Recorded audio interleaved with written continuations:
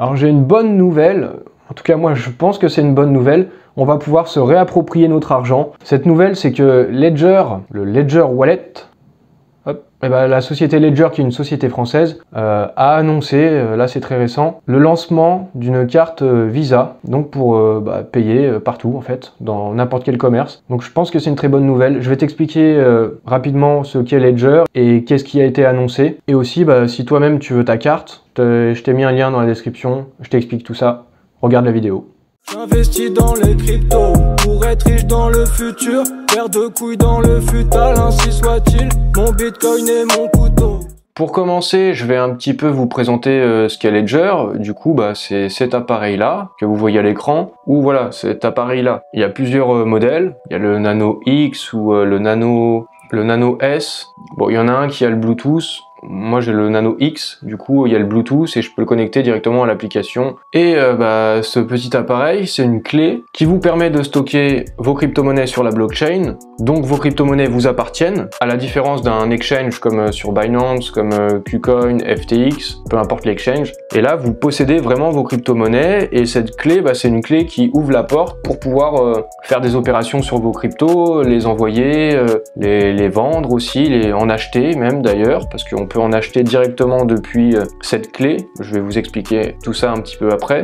Ce qu'il faut savoir sur Ledger, c'est une licorne. On appelle une licorne une entreprise, une start-up qui est valorisée à plus d'1 milliard de dollars. Donc eux, Ledger est valorisé à 1,5 milliard de dollars et apparemment 15% de toutes les crypto-monnaies dans le monde seraient stockées sur des Ledger. C'est le leader mondial du hardware wallet. Et c'est une société française dont l'usine est à Vierzon. Donc la production de ces clés est en France. C'est quelque chose qu'on peut souligner puisque aujourd'hui il n'y a plus grand chose qui est fabriqué en France. Du coup dans cette annonce, qu'est-ce qu'il y a?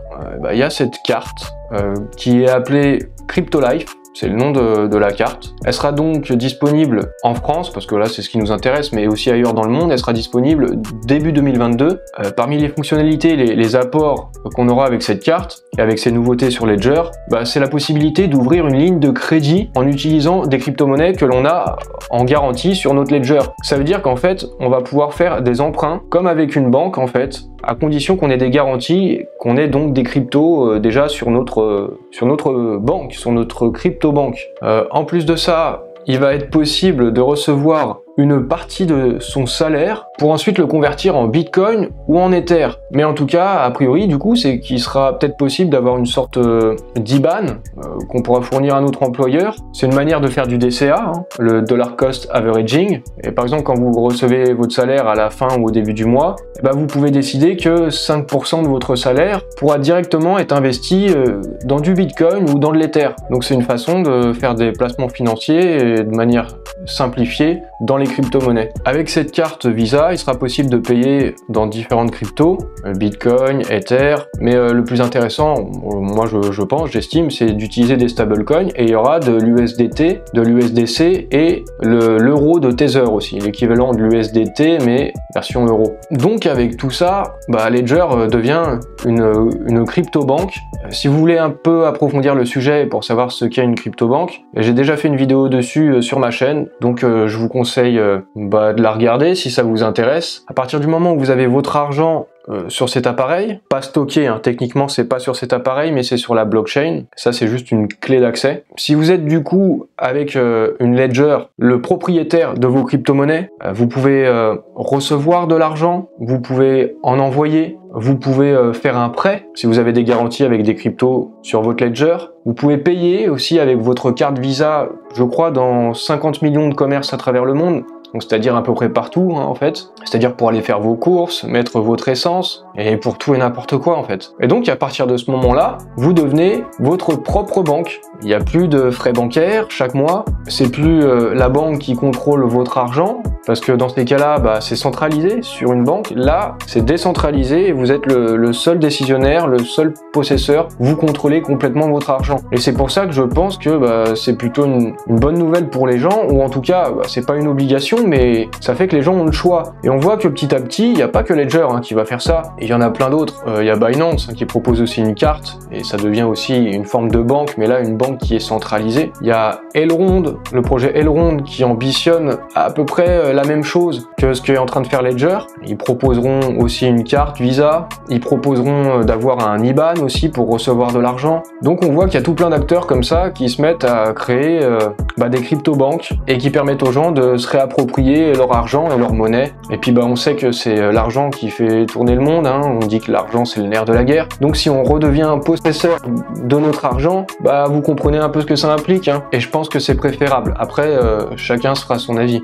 Concernant cette nouvelle avec Ledger, il y a en même temps la nouvelle d'un partenariat avec Coinbase, ce qui fera que dans un premier temps, on pourra connecter le portefeuille Coinbase, le Coinbase Wallet, c'est une application à part de Coinbase. Pour rappel, Coinbase, je pense que la plupart d'entre vous le savent, mais Coinbase, c'est un exchange, comme un Binance, c'est une plateforme pour acheter des crypto-monnaies et c'est une des plus grosses plateformes au monde. Et donc dans un second temps, en fait, il sera possible de connecter directement sa clé Ledger sur son compte Coinbase. Et donc quand vous achèterez des crypto-monnaies sur Coinbase, vous pourrez les stocker directement de manière privée, sécurisée, sur votre clé pour que vos crypto-monnaies vous appartiennent et qu'elles ne soient pas stockées sur un exchange, sur une plateforme centralisée.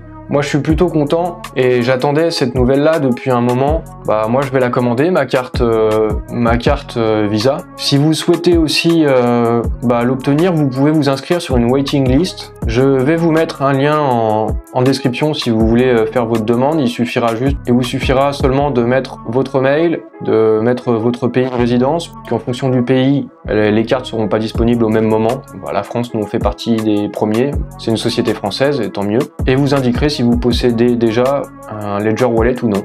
Du coup, moi oui. Je vais vous montrer aussi comment ça se passe concrètement sur l'application de bureau. Il y a aussi une application sur le téléphone de Ledger Live. Comme vous pouvez le voir, vous pouvez acheter, vous pouvez vendre directement. Et il y a une section que je vais vous montrer. Donc on voit la carte là qui est apparue du coup, mais il y a tout plein de moyens d'acheter des crypto-monnaies comme MoonPay, comme Banksa. Il y a la possibilité de stacker de l'ETH, il y a l'accès à des échangeurs décentralisés comme Paraswap, OneInch. À venir prochainement, il y aura aussi Aave, Compound, et vous pouvez stocker vos NFT avec Rainbow et vous pouvez les visualiser directement comme ça depuis votre Ledger.